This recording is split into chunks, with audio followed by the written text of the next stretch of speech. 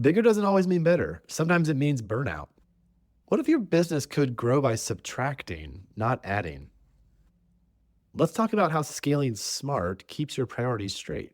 Hey everyone, welcome back to the Invested Fathers podcast, where we talk about reclaiming your time, protecting your wealth, and being the intentional present dad your family needs.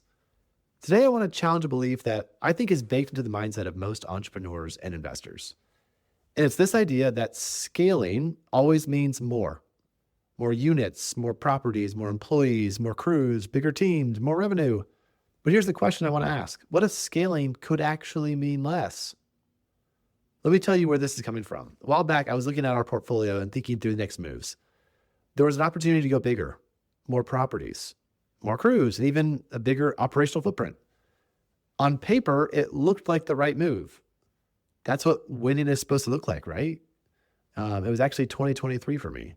I thought buying 10 houses in 12 months that all needed help was the logical next step to where I was at the time.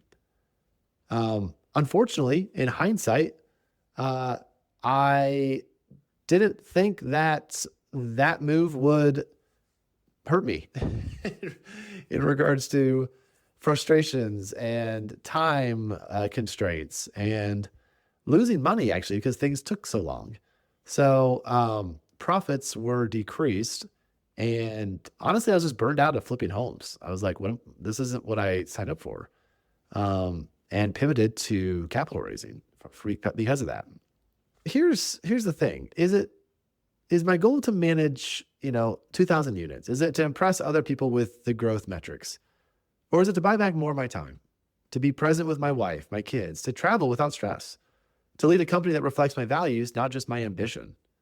That's when it hit me. Scaling isn't just about a numbers game. It's a value game. And sometimes real growth, real scaling looks like simplifying.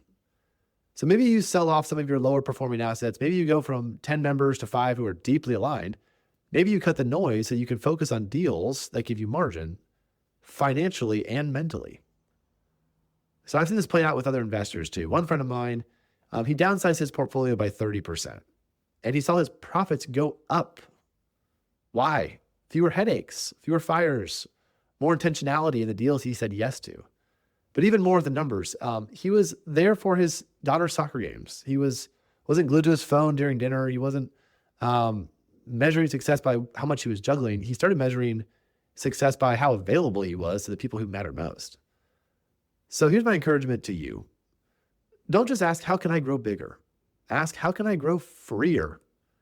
Because if your version of scaling is costing you your peace, your presence, your purpose, then maybe it's time to redefine what scaling really means. This has hit me pretty recently. I had a guest on the show last week, Vaughn Bethel, and he gave a great testimony of how he scaled his health fitness business, and it almost cost him his marriage, and maybe even like his life. He was just burned out. Serious burnout happened. And he spoke into this directly, which actually was what triggered the idea of this episode. And I can speak from experience. And I think anyone who has grown a business has reached this point, or is going to reach this point, or is in the middle of it right now, where that idea of scaling, that pressure to get more, is a lie, is a distraction from the pursuit of freedom. And yes, there's a lot of successful people I know who have grown a business, who are very wealthy, have done a lot of big things, and maybe can tell you, boy, there was a couple of years that were really hard. And that's kind of the whole challenge of the episode, I would say, is the cost of growing, costing you values that you didn't realize that you would have to sacrifice. Do we want to be successful? Yes. So the whole goal here is to challenge your metric of success.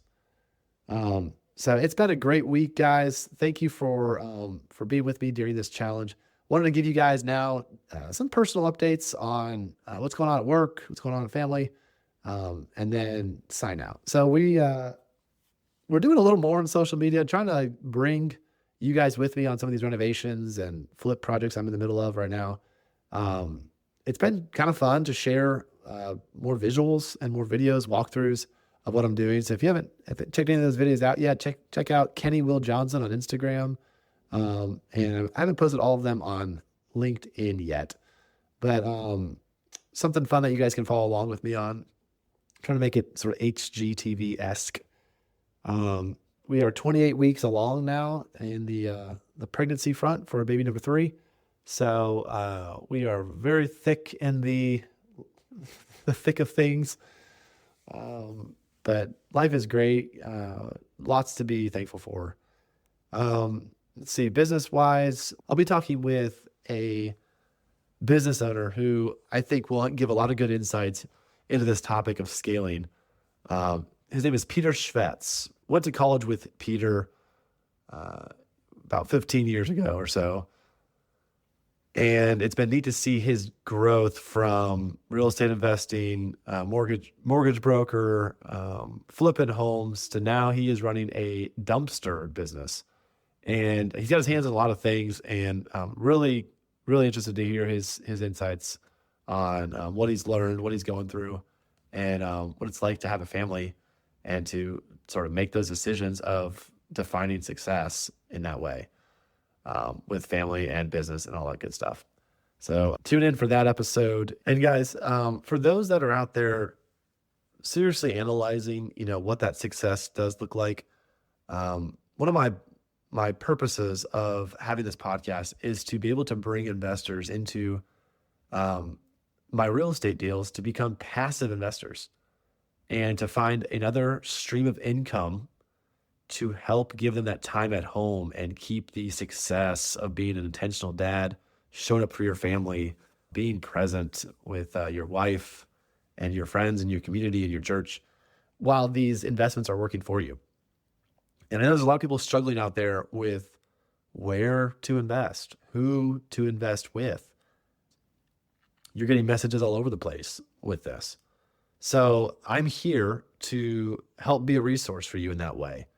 I love real estate, and I'm on some really good real estate teams and lead my own real estate ventures here locally in South Carolina. Something I'm pretty passionate about. Someone who was working long hours, really didn't have a clear direction of what success looked like. To me, success looked like $100,000 a year, which I'm almost embarrassed to say because nowhere in that definition does there include anyone with family or time spent away from family or with family. So that was obviously kind of in my younger years.